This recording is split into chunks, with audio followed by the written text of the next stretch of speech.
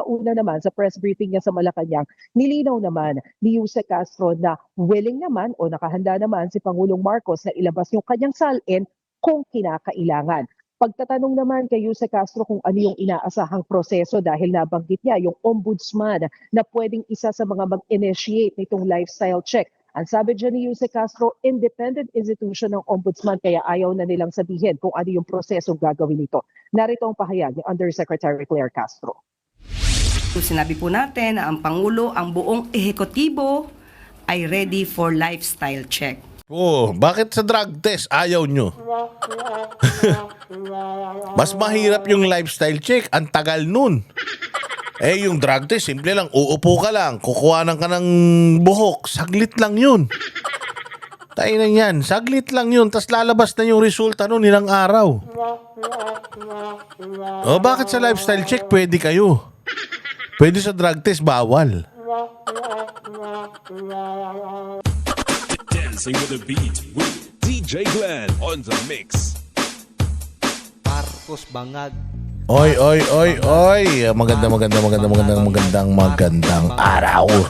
Mga balateros worldwide, ito na naman po ang inyong pinakapaboritong fake news peddler sa balat ng YouTube, si Boss D. Marcos Bangag. Ayan, magandang araw po at ayun nga, ulitin natin. Dito na naman po ang inyong pinaka-paboritong fake news peddler sa balat ng YouTube, Boss D. Another day, another uratan session. At ayan na nga. Ano sinasabi ko eh. Another day, another uratan session at pasasakitin na naman natin ang mga ulo at balon-balunan, kasukasuan ng lahat ng mga kupal, animal buwisit, pabigat, walang silbi.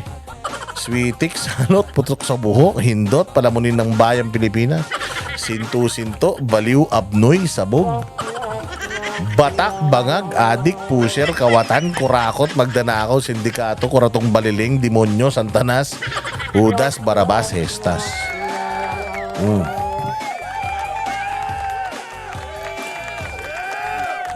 Hindi ba? Ano tayo? Consistent. Maraming salamat sa mga nagla-like, nag-share at mga nakasubscribe sa channel natin. Marami pa pong nanonood dito na hindi pa po nakasubscribe. Baka naman pwede subscribe din. At sabi ko nga sa inyo, kakasubscribe ninyo. Palaki ng palaki tayo. Share kayo ng share. Lalong nauurat lahat ng mga vloggers na mga binabayaran ng gobyerno na ito. Totoo ba yun, Boss D? May binabayaran silang vlogger? Nako po, magugulat kayo. Meron talaga, di ba? Noong nakaraan, pinakita ko na sa inyo. Di ba yung kanilang mga binabayad-bayaran?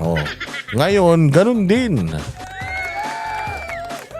Meron na naman tayong panibagong nakuhang video. Tungkol sa isang vlogger. Tungkol sa isang vlogger na binistong binabayaran siya. Oo. Huwag ka nang magtaka. Oo nga, kasi ako din gulat na gulat talaga. Gulat na gulat ako dahil talaga palang talamak, mga bossing, etong bayaran sa ating vlogging. Ito, bibigyan ko kayo ng isang sample, ha? Ito, bigyan ko kayo ng isang example. Noong nakaraan, 'di ba, pinakita ko yung isang baklang kalbo na dating Duterte supporter na ngayon bayaran na. 'di ba, pinag-uusapan natin dito mga corruption sa gobyerno. Ito. Saan nanggagaling yung mga ibinabayad dito sa mga hinayupak na to? Ito, pakinggan nyo. Ito mga sasabihin ko ngayon, ikakapahama ko. Pag ako namatay, Romualdez, siya may kasalanan nito. Nako po. Itong vlogger na to, hindi ko alam anong pangalan nito pero lagi ko itong nakikita.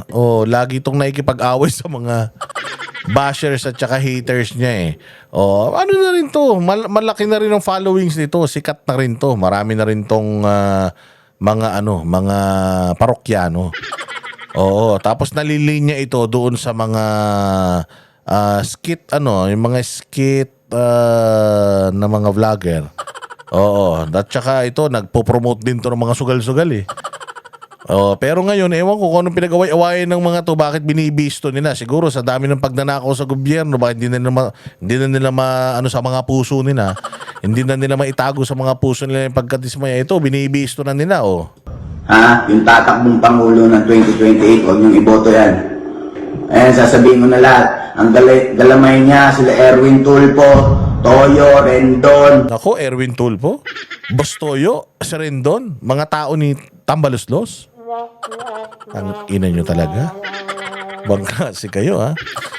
Kaya pala anyayaman, no, ha? Pero speaking of these people, ang lalaking tao nito, gaano kalaki pera ang pinakawala sa mga ito?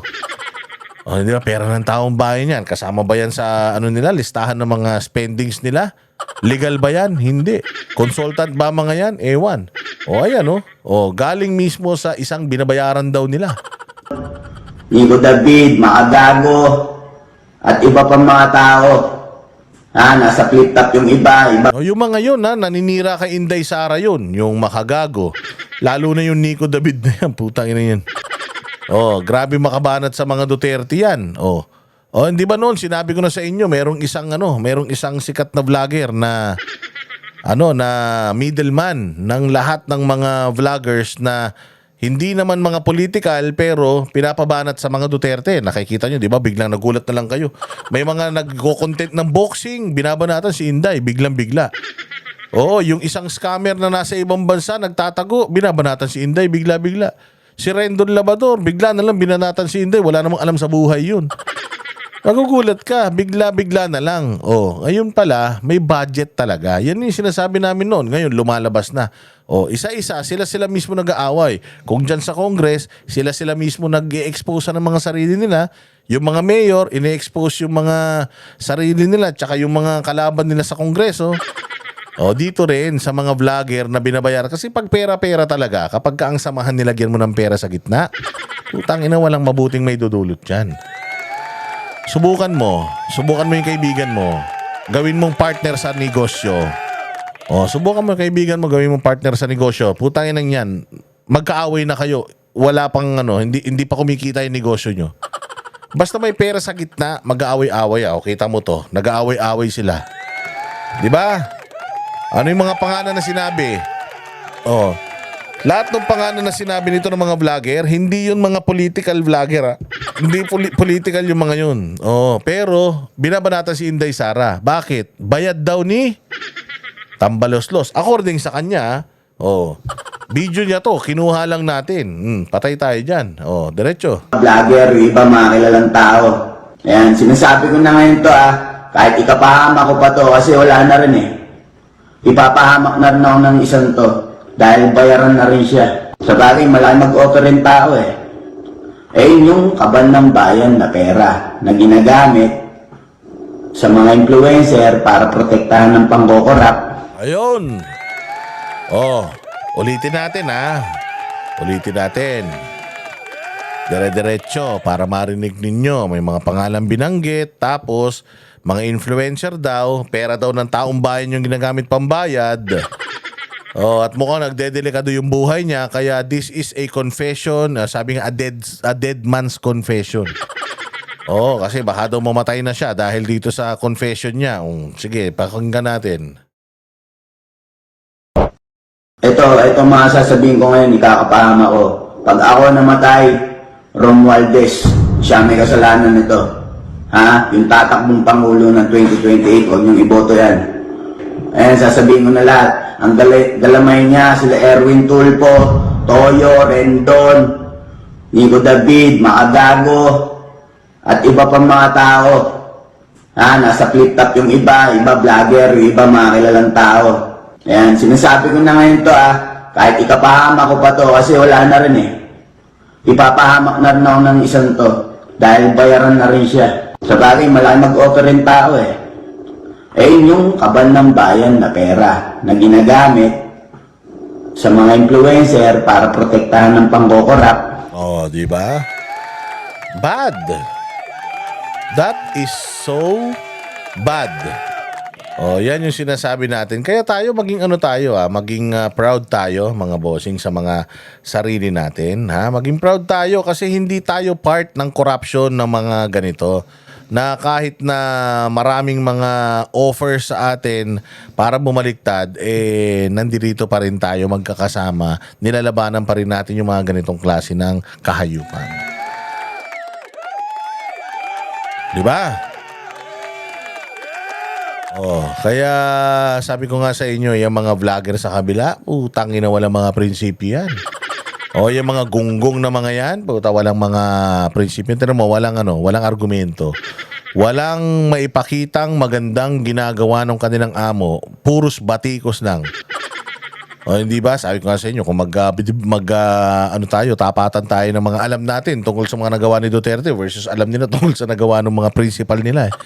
Walang maipapakita yang maya. Meron lang yan alam ibatikos sa mga Duterte kasi may script yan. O, di ba? O, kaya yan. Magano na tayo. Aside from that, mag-topic-topic na tayo mga bossing. Ito. Pakinggan naman natin itong isang balitang ito. Sal-in reveal daw. Oh, may bago na naman to si Bongbong. May bago na naman siyang pautot. Putang ina, sal-in reveal naman daw. Alam mo Bongbong, ang dami mo nang pinatutupad. Isumbong kay Bonggam Bongbong. Yun yung programa mo. Mantakin mo man, ang laki-laki ng confidential funds mo. Umaasa ka pa sa sumbong ng tao. Di mo naman binabayaran yung mga nagsumbong. Saan mo dinadala yung confidential funds mo?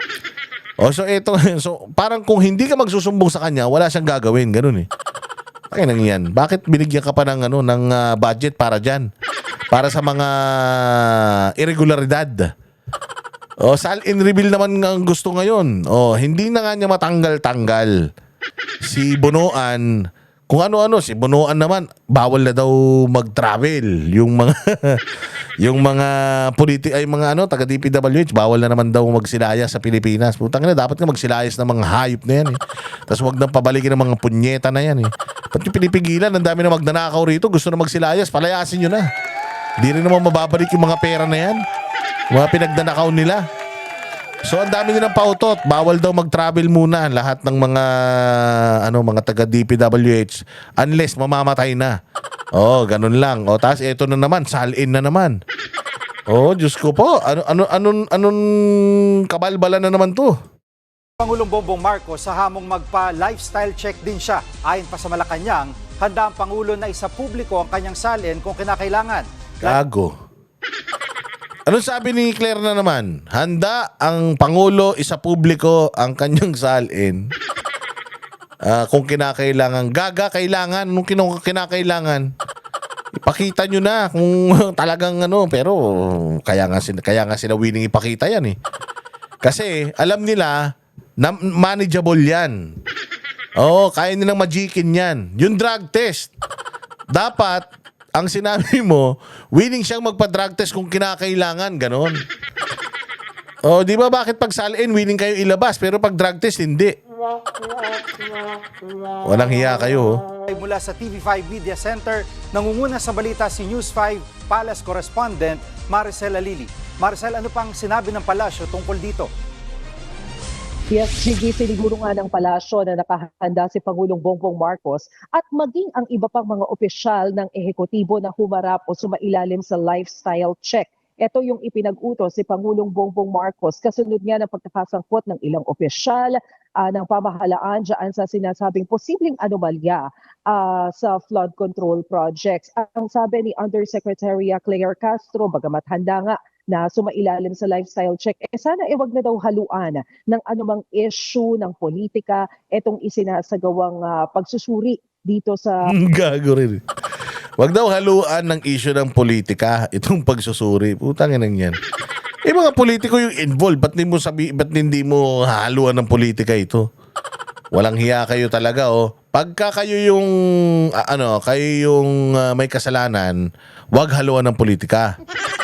Pero pag Duterte yan, putangin na, araw-araw yan. Babanatan yan, araw-araw, puro politika yan. Hindi ba? Yan ang problema eh. Hindi kayo makakalabas, hindi kayo makakatakas talaga dito, Claire.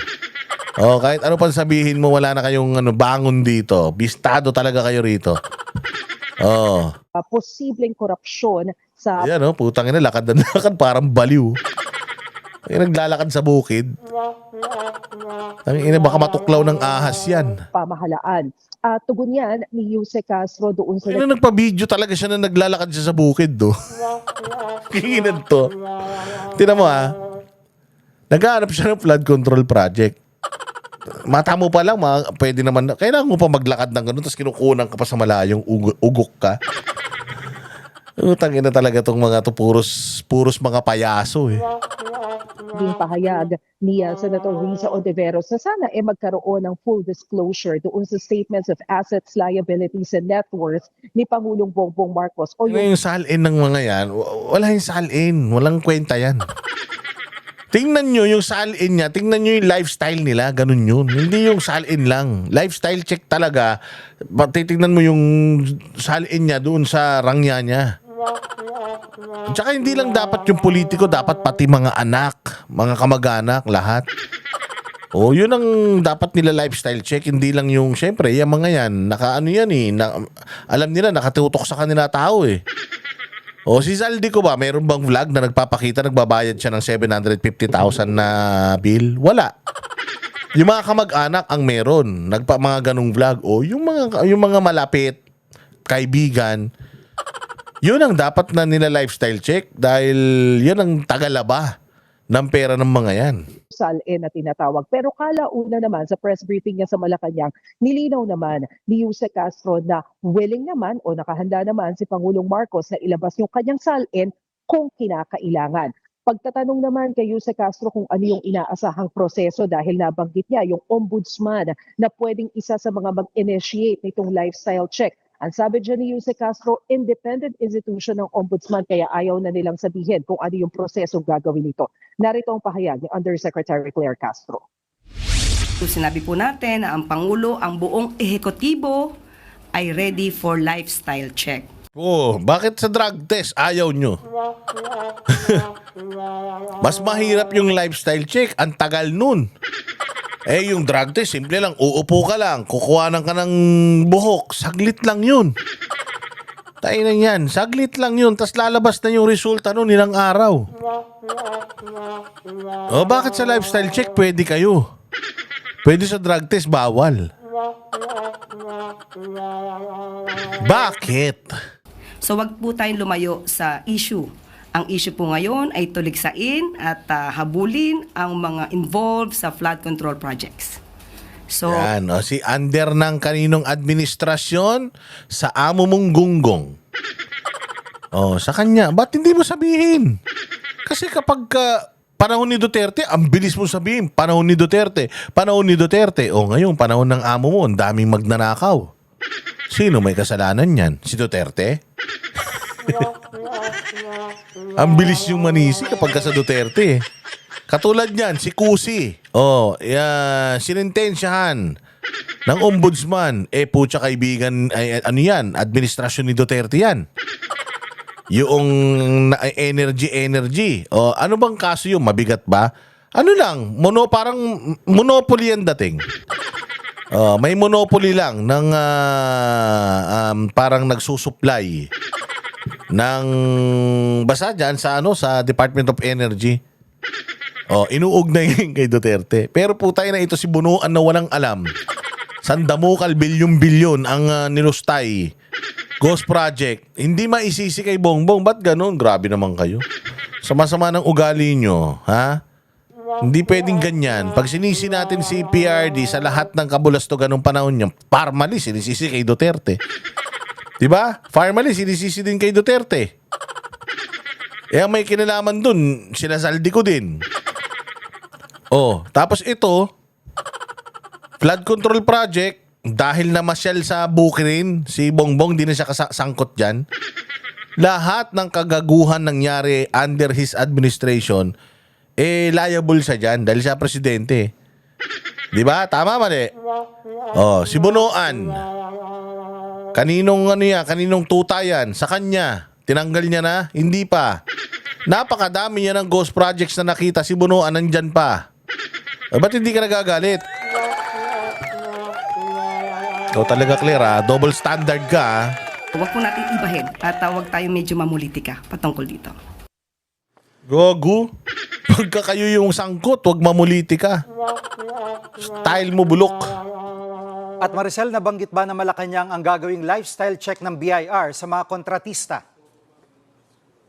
Jiggy, walang binabanggit ang Malacanang tungkol sa planong gawin ng Bureau of Internal Revenue patungkol nga dito sa gagawing lifestyle check sa mga contractor. Pero nakausap sa programang Ted Filon at DJ Chacha ng True FM, mismong si BIR Commissioner Romeo Lumagi. At dito, sinabi nga niya na sinisimulan na yung lifestyle check dito sa mga contractor base sa ipinag-utos ni Pangulong Bongbong Marcos. Uunahin daw yung 15 contractor ng DPWH base doon sa nabanggit ni Pangulong Bongbong Marcos na pinakamaraming proyekto na nakuha sa pamahalaan.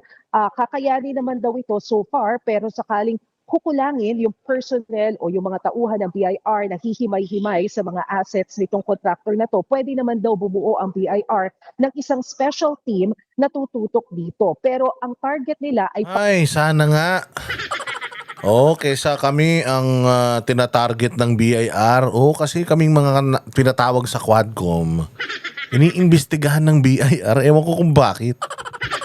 Ng tinapay, hindi naman kami hindi naman kami naglalabas ng mga yaman namin sa social media. Wala naman kami yaman. Meron lang ako dito, putang inang yan, nail cutter. Yan. Yan ang ari-arian ko at saka pink na pangtanggal ng uban sa baba. Yan lang ang meron kami, pero inaano kami ng BIR. Kailangan ko pa magpunta ng BIR. Ayun na nga, nag-hire pa ako ng accountant para lang mag-asikaso noong mga dokumento na kailangan kong ipresenta dito sa BIR na to. Diyos ko po, samantalang yung mga nagpapakita ng mga yaman nila sa kanilang mga vlogs, ayun. Walang hiya na yan, pagbanggain yung assets, properties o yaman itong mga contractor na to versus doon sa mga kinikita nila para malaman kung meron nga ba talagang lumalabas na kickback mula sa mga flood control projects. Pero bukod dyan, nakipag-ugnayan na rin daw ang BIR sa LTO tungkol naman doon sa mga tinatawag na luxury cars, yung 4 na po na nadiskubre na pagmamayari ng mga diskaya. Ito kasing mga diskaya, yung sinasabi na kabilang sa 15 contractor ng DPWH na marami rin. Ano ba si Diskaya lang? Ba't si Saldi ko hindi? Yung SunWest, tingnan nyo rin. Tanginang yan. Yun daw, si Saldi ko daw pinakamayaman na congressman. Bakit? Tingnan nyo rin yung mga property nila, yung yung mga property nila sa Bicol.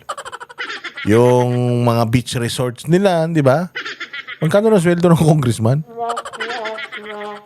Paano yan? Tsaka, bago sila naging congressman, magkano ang net worth nila? Magkano na sila ngayon ang net worth? Tignan mo si Tambaloslos, magkano lang daw net worth niyan nun? Ngayon, dumami na sobra-sobra. Di ba? Dapat yan ang mga tinitingnan nyo kung saan pa kayo pumupunta.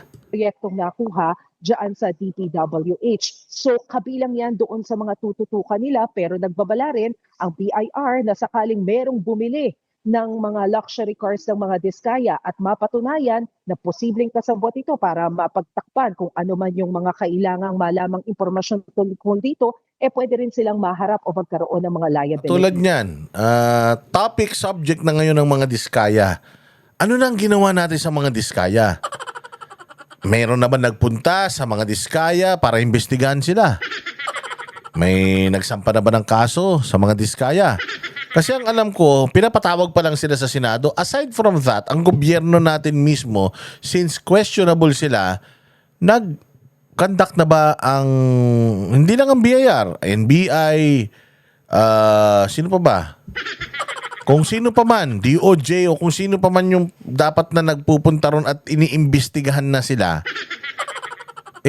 meron na ba? Bongbong, wala pa. Tang-ina dyan. Puros statement. Mas marami ka pang statement kaysa sa mga na-solve na problemang hinayo pa ka. Pakinggan natin ang sinabi ni Commissioner Lumag. Sumulat na po tayo sa LTO para malaman kung ano-ano ba yung mga sasakyan na nakarehistro under sa kanilang mga pangalan at para makita natin yung in totality kung ilan po ito. So yan ang gagawin natin at yan ang sisimulan natin pagka idadagdag po natin yan at ito-total natin. Bukod pa dun sa mga lupa na meron sila. So ongoing na po, malapit na po tayo matapos sa kanilang pag-audit. Balik sa'yo, Jiggy. Yan ang ulat ni Maricel Alili. Ayan. Di ba tayong balita, no? Oh, ang sarap mag-vlog-vlog ngayon dahil yung balita o mga tax fraud. Yan nga, iimbestigahan. Putang ina, may balita pa rito kay Tori. Oo, ito si Tori, sumasali pa, visit na ito. Hindi naman interesado sa kanya tao. Walang hiya na ito. O sige na nga, bigyan na nga natin ng konting highlight itong pagmumukha nitong hayop na to. Oh, wag daw kayong maawa sa kanya. Magandang araw po sa inyong lahat. Ulul. Ang kinaganda ng araw, mukha mo yan. Pag nakikita yung mukha mo, hindi maganda araw. Una po sa lahat, maraming salamat sa aking mga taga-suporta. Ramdam Wala kang supporter. Visit ka. Sa isip mo lang may supporter ka. Ano ka ba? ko ang inyong pagmamahal at tiwala. Ramdam mo Inaramdam mo pagmamahal mo, tiwala. Gago, punta ka sa social media, tingnan mo pinaglalaroan ka dun. Inang yan. Pinagtatawanan ka kaya. Ramdam ko, ang sumusuporta sa'yo si Dilima lang. Wala nang iba, tsaka siguro mga anak mo, yun lang. Wala, tuwan-tuwa na wala kang hayop ka. Sa gitna ng lahat ng kaganapan at nagaganap, ang inyong mga salita at panalangin ang nagsilbi at magsisilbing lakas at inspirasyon ko. Ayun ang gago, dami nagdadasal sa'yo, mamatay ka na eh. Oo, sa dami ng hinayop mo. Alam mo ilang milyon yung KOJC? 7 milyon yung buong mundo, pinapanalangin mo, mamatay ka na. Kung sasasabi mong visit ka. Ikalawa, salamat din sa mga naawa sa akin. Gago na naawa sa'yo. Kaya na naawa sa'yo, sarkasam yun, tanga. Oo, naawa sa'yo kasi hindi dahil sa tinanggal ka sa trabaho. Naawa sa'yo kasi putangin na ginawa kang basahan. Ay na ikaw yung basahan, malinis pa, tinapon na. Ganun ang uri mong hayop ka. Ngunit hinihiling ko sa inyo, huwag niyo akong kaawaan. Gago na naawa sa'yo, tanga. Wala, sa isip mo na nangyayari yan. Walang naaawa sa'yo. Huwag ka mag-alala. In spite of my abrupt removal as Chief of the Philippine National Police, okay po ako. Kung meron man tayong dapat kaawaan, iyon ay ang milyon-milyon nating mga kababayan na paulit-ulit na nagiging biktima ng palagiang pagbaha. Tarantado, hindi ka kasali dun. Huwag mo nang yun, huwag mo nang puntahan yung baha. Tsayan. Hindi ka kasali dun, Tore, huwag ka na nga dyan. Sila ang tunay na nangangailangan ng tulong at kalinga sa panahon ngayon, sapagkat hindi naman sila ang dapat laging nagdudusa at naghihirap tuwing tagulan. Ikatlo, inuulit ko na wala akong sama ng loob sa ating Pangulo. Alam mo, wala kang kapasidad, wala kang qualifications. Kumbaga, malayo sa katotohanan na maging hepe ka ng polis. Pero ginawa kang hepe ng polis kahit na 80 days lang. Dapat talaga hindi sumama ang loob mo sa kanya. Dahil kung dadaan ka dun sa ruta na normal, putang ina, malayo kang maging hepe ng pulis. Bopuls ka eh. Malayo ka dun. 2027, magre-retire ka na eh. Malayo ka sa pila. Kaya nga shortcut mo, kaya ginawa mo lahat ng kahayupan eh.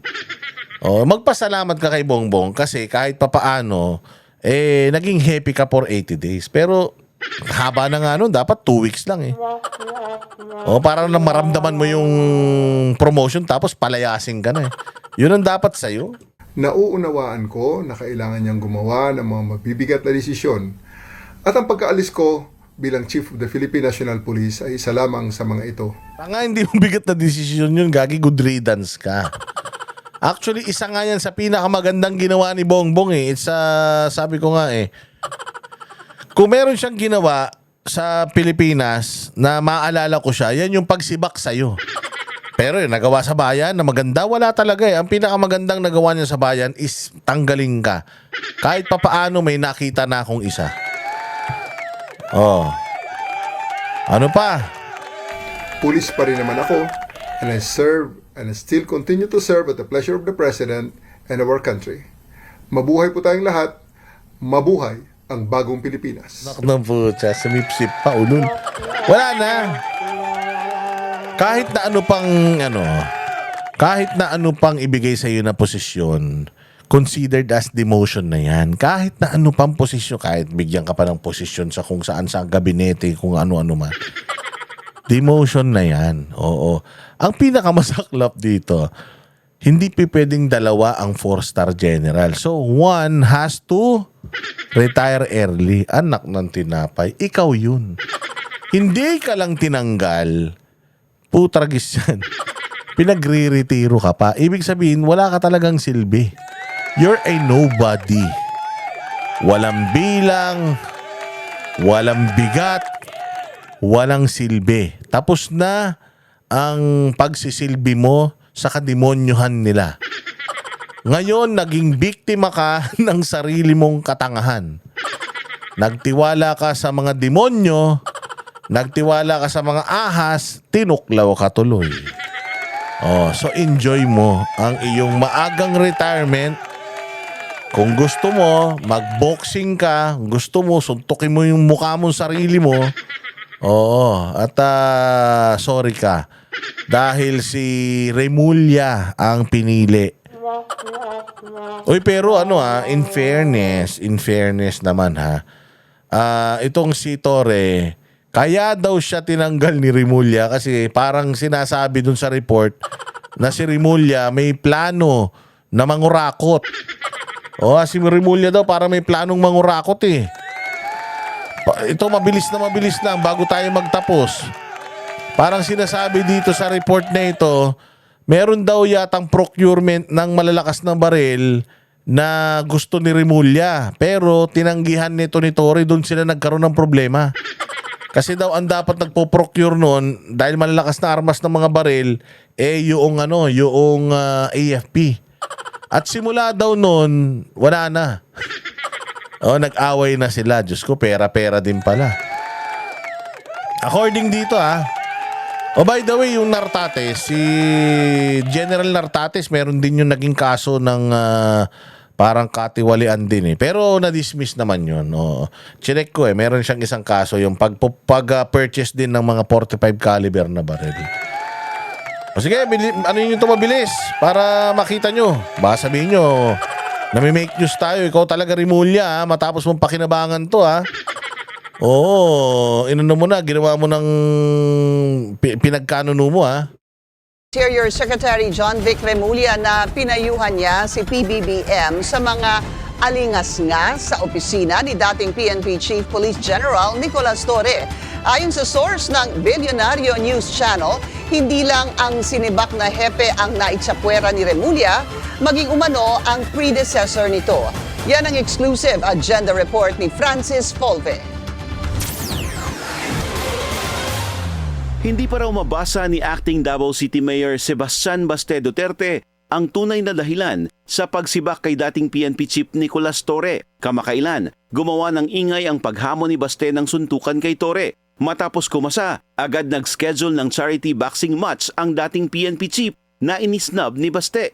Dahil hindi naman daw niya talaga hinamon si Torre. Naging bahagi pa ito ng speech ng Pangulo sa kanyang ika-4 na sona, kung saan pabiro niyang ihinilera si Torre sa Pinoy. Ayan, dito makikita talaga mahina si Bongbong Nakikinig sa mga bulong-bulong. Remulla lang, bubulungan ka. Ano ka na kagad? Magbabago ka na kagad ng isip. Ganyang kahina ang kukote ni Bongbong. Kasi kung firm ka na presidente, PNP chief mo yan, DILG ka, anong problema niyong dalawa? Ba't di kayo mag-ayos? Ayusin natin yung problema nyo. Hindi yung putangin na pakikinggan kita tapos tatanggalin ko yung isa. Mukha tayong tanga niyan. Kakatapos lang ng sona Puta ayan, matai-tai pa nga kinikilig. Nung binati ko na champion siya tapos tatanggalin natin. Anong itsura natin yan? Si Bongbong walang pakialam talaga sa image niya Basta kung ano yung sabihin sa kanya, putangin na parang spongha. May spongha yung sponge. O kung ano yung itapon mo, hihigupin lang niya. So ngayon, dito sa kay Bongbong, kung sino yung pinakamalapit sa kanya na magbubulong sa kanya, yun lang yung paniniwalaan niya. Putya yan, kawawa itong gagon to. Akala niya untouchable siya, tatanga-tanga yung pinanigan niyang leader. Ayan, collateral damage siya. Sports champion. Palagay ni Baste, demotion para kay Torre ang pagkakasibak sa pwesto. Wala nang mas mataas pa dyan sa pagkapulis mo. 'Di ba? Hindi ka naman pwede ilagay sa ibang appointed position like CID, NBI. Yan naman yung appointed ng demoted siya. So tingin ko may internal na conflict talaga na nangyari dyan. Hindi raw kilala ni Baste ang pumalit na PNP OIC na si Lieutenant General Jose Melencio Nartates Jr. Pero isa lang daw ang tiyak niya. Sino man ang iupong police chief, kasama sa trabaho nito ang pagharas sa kanyang pamilya. May order talaga yan na puntiryahin tayo. Yun naman lagi eh. Hindi ka naman maging chief PNP pag wala kang gagawing against sa amin mga Duterte o sa mga supporters natin. Si Torre ang nanguna sa paghuli at pag-surrender kay dating Pangulong Rodrigo Duterte sa ICC sa The Hague. Pero para sa anak niya, tapos na ang issue na ito at hinaharap na ng pamilya ang proseso sa kasong Crimes Against Humanity ni FPRRD. Pero sa ako, immaterial yung kay Torre, tapos na yun lahat eh. So, kung ano man yung reward niya nung kinuha siya, wala na, tapos na. Yung tatay ko nandyan na sa ICC. Posible rin daw na totoo ang turf war issue ni Torre at Interior Secretary John Vic Remulla na unang binalita ng Billionario News Channel. Kaya hindi umano diversionary tactic ang pagsiba kay Torre para matabunan ng flood control scandal.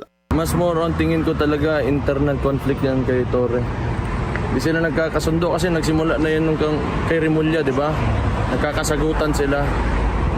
Hindi mo naman din masasabi na diversionary tactic because the president himself ay ginagamit na yung flood control projects na PR niya.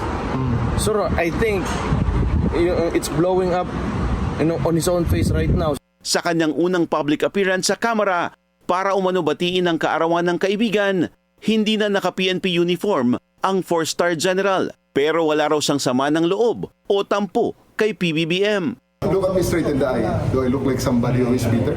Tumanggi muna siyang magbigay ng detalye. Abnoy talaga no?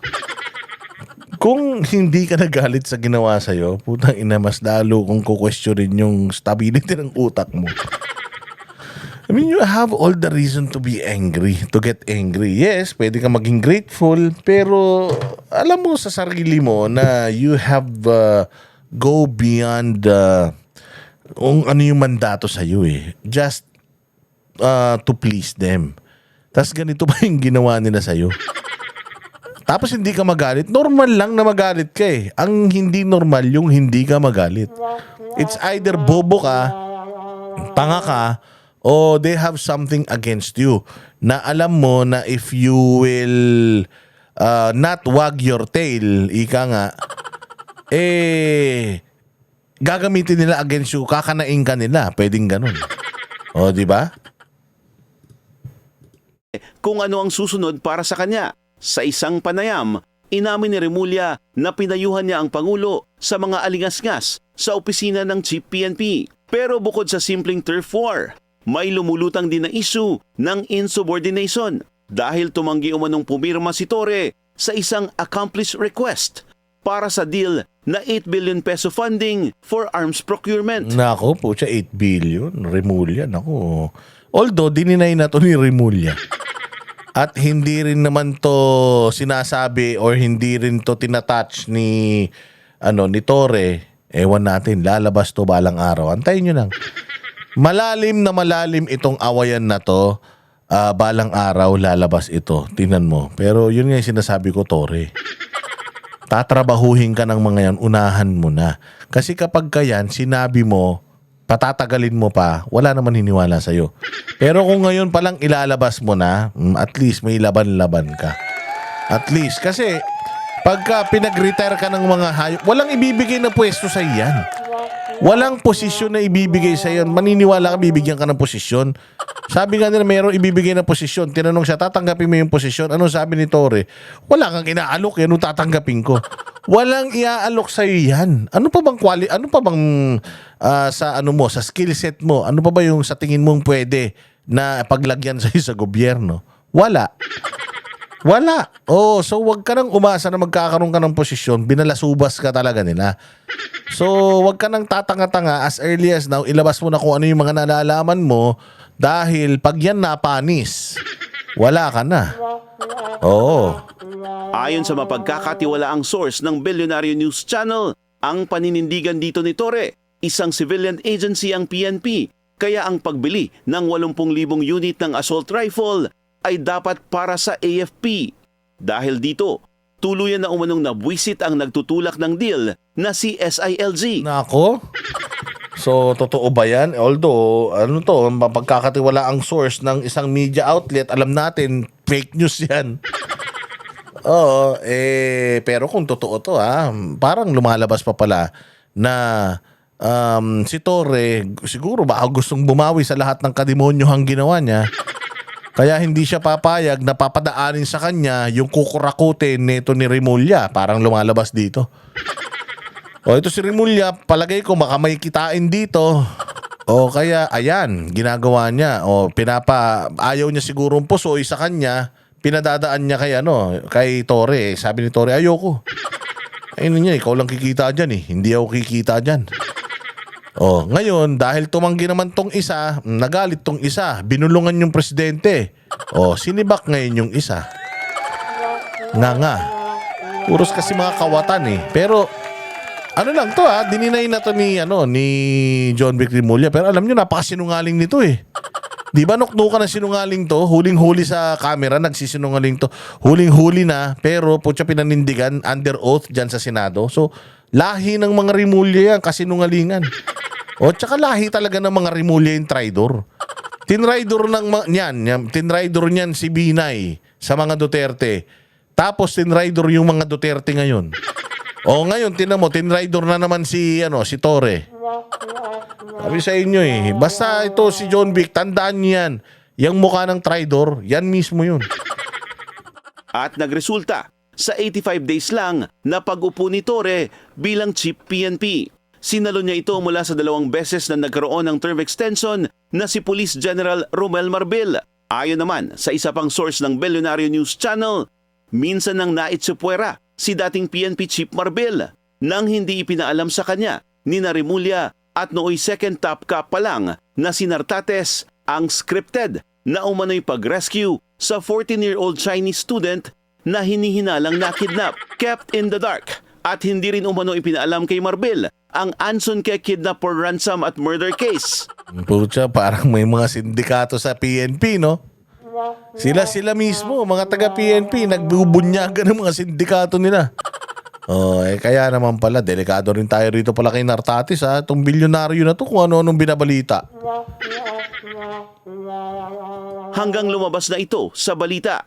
Naulit raw ito ngayon sa pagsibak kay Torre na ayon sa aming source ay nagpapakita kung gaano kalawak ang kapangyarihan ni Remulla at Nartates. Wala raw kontrol si PBBM sa sarili niyang gabinet.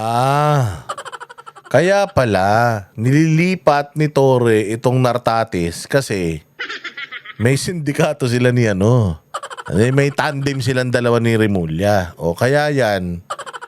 O siguro pupunta rito kay kay Bongbong, sir. Pucha, kinakana tayo nung kinakana tayo nung aso natin ngayon, sa Bongbong, ganun, babala ka na dyan. Sibakin mo na. Katulad yan, sinasabi noong daw ng bilyonaryo, yung intel nila, na si Bongbong daw walang kontrol sa gabinete. Totoo naman yan. Tangina, saan ka makita may kontrol na ganyan, sariling, yung nguso nga niya, hindi niya makontrol, yung gabinete pa. Di ba? Yung pag-ngiwi-ngiwi nga niya, di niya makontrol, gabinete niya pa, hayop yan. At nagpaka-kingmaker si Remulla sa ibabaw ng Chief PNP. Nako, kingmaker, isa lang kingmaker Si lang yan? Si ano ba to?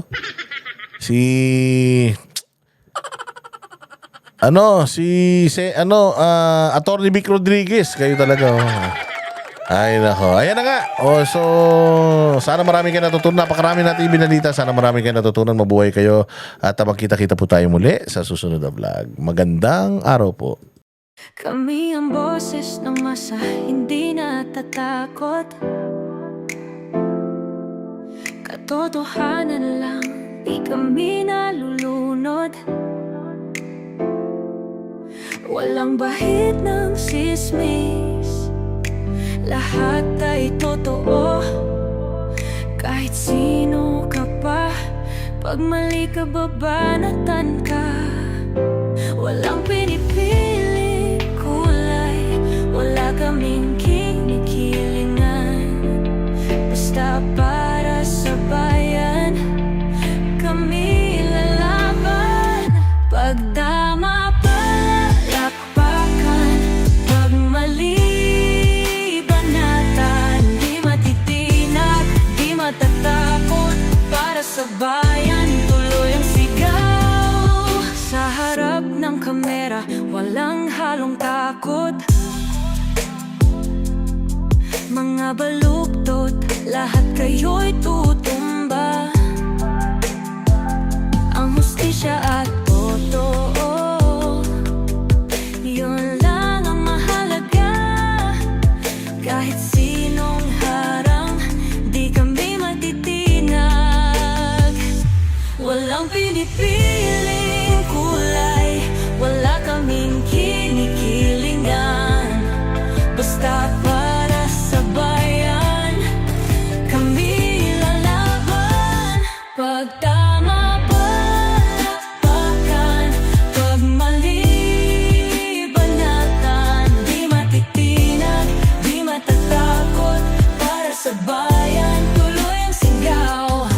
Kung nasa tama ka, ikaw ay aming kasama. Pero pag mali ka, handa ka na bang mabasag? Banateros kami, walang inuurungan. Dahil bayan muna, bago ang sarili.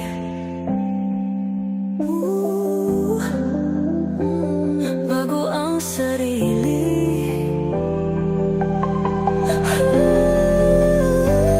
Pag tama palakpakan, pag mali banatan. Banateros ang sigaw, katotohanan ang laban.